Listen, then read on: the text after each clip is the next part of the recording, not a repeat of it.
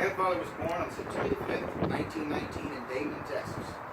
Damon, Texas may have had a population of 535, but LVU's was 1 in a million. A World War II veteran who was tough as a $2 steak and a caring heart of gold. Anyone who knows my grandfather knows the person he was. He may have had a good outer shell, but he would give you the shirt off his back.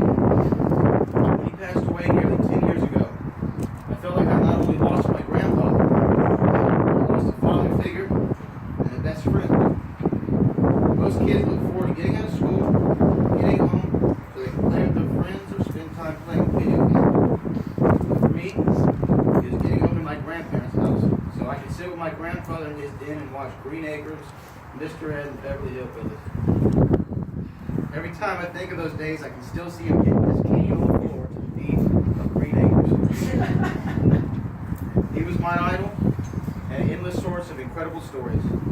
To this day, I enjoy sharing stories with members of my family, my neighbors, my coworkers, and my girlfriend. The story I will always look back fondly on is this. My best friend Emerson was at the house on buying bread, and he came to show off his new rubber band gun.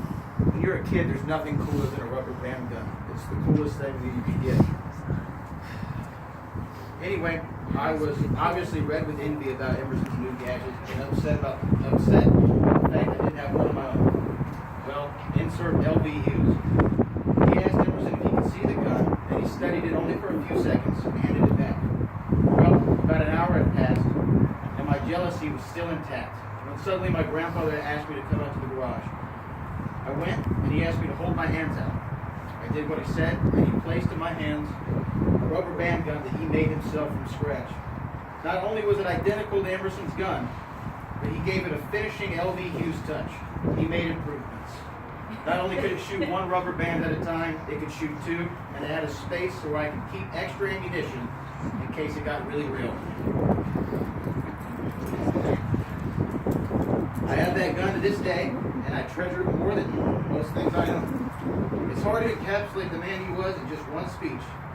But ask anybody who ever crossed paths with Hugh, and they will have, in their lifetime, and they will have a memorable story they will carry with them forever, and they'll tell it to you with a smile. My grandmother was born Jerry Pendleton Nelson on August 3rd, 1926, in Decatur, Alabama, and was as close to as perfect as you could get.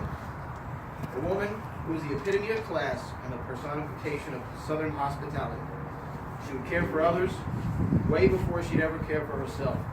She, just as my grandfather, believed in hard work.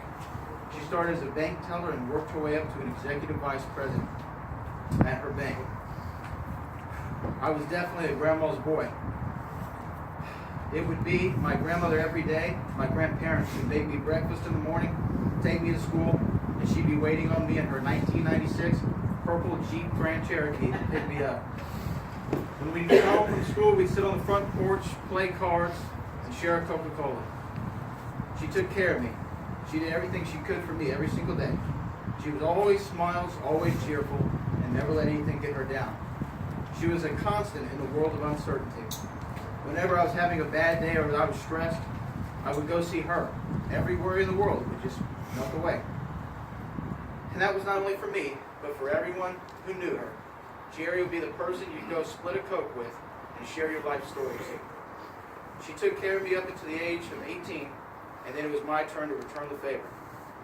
For the last 6 years, I made sure I did everything possible for her, as well as my mom and dad did. We were there almost every weekend and every weekday we could be, helping her when she needed us most.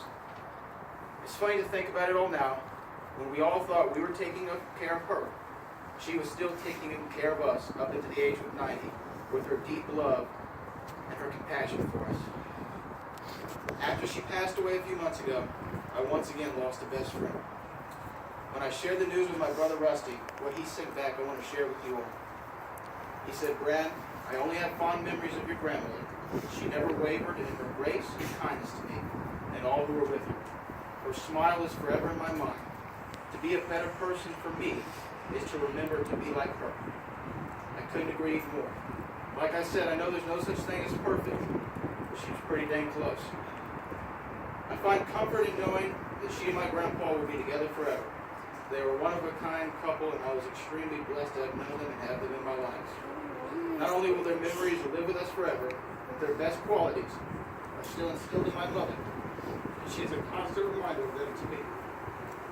A lot of times I describe their relationship as opposites attract. But upon reflection, they were very much alike in the sense that their hearts cared so much for their family, and their love can still be felt to this day.